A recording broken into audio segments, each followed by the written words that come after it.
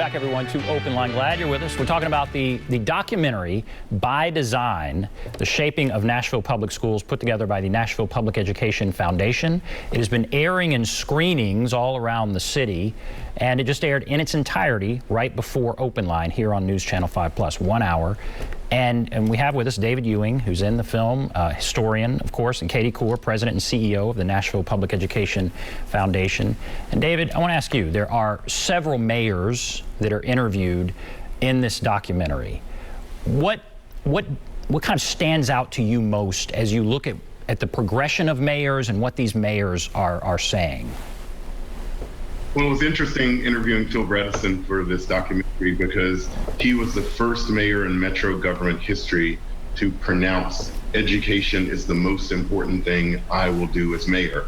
And every one of his people that have followed him in the mayor's office, that's the number one thing they campaign on, and that's the number one priority they have. And if you look back at Bredesen's first State of Metro speech, he talked about two things. He talked about good government and kind of reforming the way that government works, and he talked about our K-12 system. And that was a priority from day one. And so he has shown leadership in that way. Carl Dean, on the other hand, used the mayor's office to try to be more of a disruptor and kind of bring new things in the system. He brought in Teach for America, he brought in charter schools. So he was definitely trying to kind of improve education using new tools that we had not used before, but also education was always the top priority for Mayor Dean. Education, it does seem like it's a top priority. Any politician is going to say education is my number one priority. And the question then becomes, what do you do about education? I mean, it's interesting how you just laid it out. Carl Dean was a disruptor. He was trying to bring in some new things. And so I see this article recently in the Tennessean, satisfaction for Nashville Public Schools falters. So where do you think satisfaction is, Katie? And what do we need to do about it? What can we learn from this, and what do we need to do about where the satisfaction level is? Yeah, so the Nashville Public Education Foundation just released a poll that you were referencing, Ben, that did show that our satisfaction in our schools has gone down from the time we did our poll last fall. It's not a huge surprise. I think pandemic fatigue has gotten to everyone. I think that the other urban districts are certainly seeing the exact same results. But the other big finding from that poll was that the majority of Nashvillians do not think our city prioritizes children and youth in its policies and the way we operate as a city. I think we saw in the documentary that we have certainly prioritized economic growth, and that has benefited a lot of people in our city, and our city certainly, I don't think that growth is a bad thing. However, I think some people in our city feel that we have not put enough attention towards the needs of our children and youth, and that's what we saw in our poll results. We have a lot of thoughts on where we need to go from here, and I think we'll get into that in a few minutes. Yeah, where do we go from here? And I guess it's concerning because we put a lot of money into our schools, and people may think we're putting so much money in, and satisfaction is not where it needs to be, and they may get frustrated. And so what do you say if that is where they're going? Katie.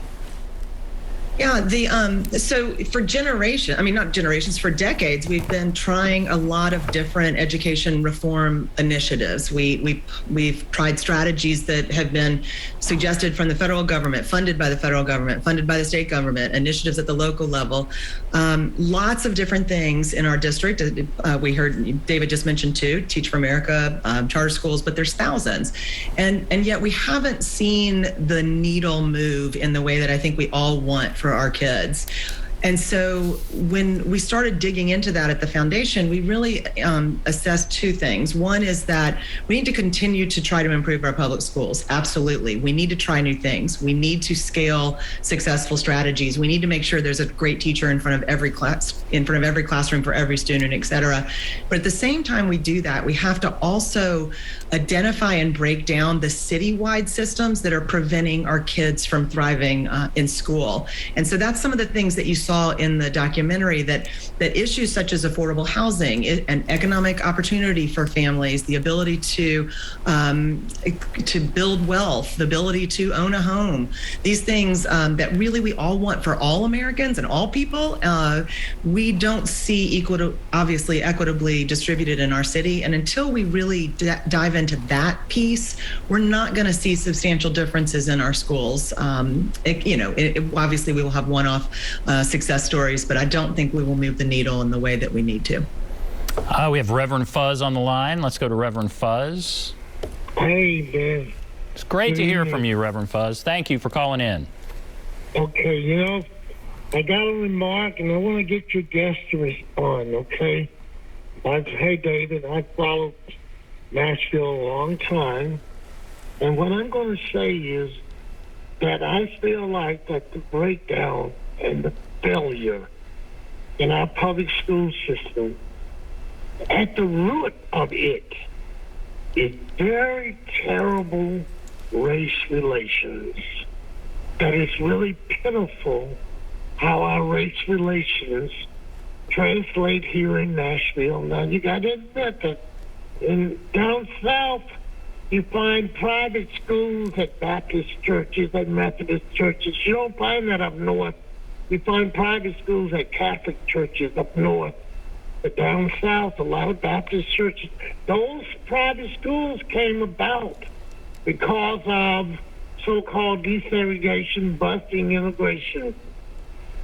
The numbers that you talked about in Nashville, how the public school numbers are down, even though the population is up, that relates right back to poor race relations. Now, people don't like to talk about that, and they want to say some of my best friends are black and all that kind of stuff. But being real, I'm going to say that at the bottom of this, the root problem here is poor race relations, and ask y'all what you think about it. Thank you, Reverend Fuzz. I'll just go straight to you, David. What about his comment there? Yeah, it was great to hear from Reverend Fuzz, and I hope you're doing better.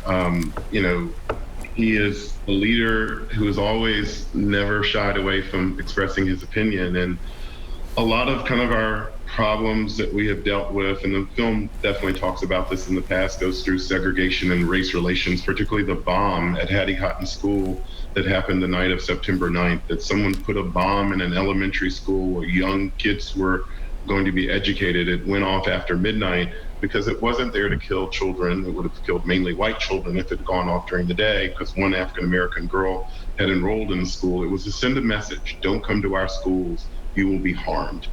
And we need unifiers, and we need people to, when we don't worship together, when we don't eat together, when we don't go to school together, how do we get to know each other, and how do we get to tear down barriers or stereotypes or things like that? So Reverend Fuzz is right. We need to be more unified, and it starts in school. John Lewis and Diane Nash and others very famously helped desegregate the lunch counters. But as I said in the movie, that was easy compared to the fight over who sits next to your kid in the classroom as opposed to who sits next to you on the lunch counter. And it's so right. The root of the breakdown, I mean, certainly our history would show poor race relations, racism was the problem. But there's so many people that think, okay, that's very uncomfortable and we're moving on from that. But Katie, we need to talk about it, don't we? I mean, and that's part of what this is all about. Absolutely. We need to talk about it. We need to talk about it for so many reasons. And I think Reverend Fuzz is spot on with his statement. I think Nashville Nice, our lovely Nashville Nice kind of colloquial feeling gets in the way of this a lot, where we think we need to be polite, and so having conversations that can be tough at times can make people get defensive, have all sorts of different reactions. Doesn't feel like the way we're supposed to be in Nashville for some reason, and so I would encourage all of us to really explore that and try to have some tougher conversations for two two reasons. One, we need to actually honor our Black Nashvillians and neighbors and recognize their history and say that we see you and are here to change the way that we do our city going forward.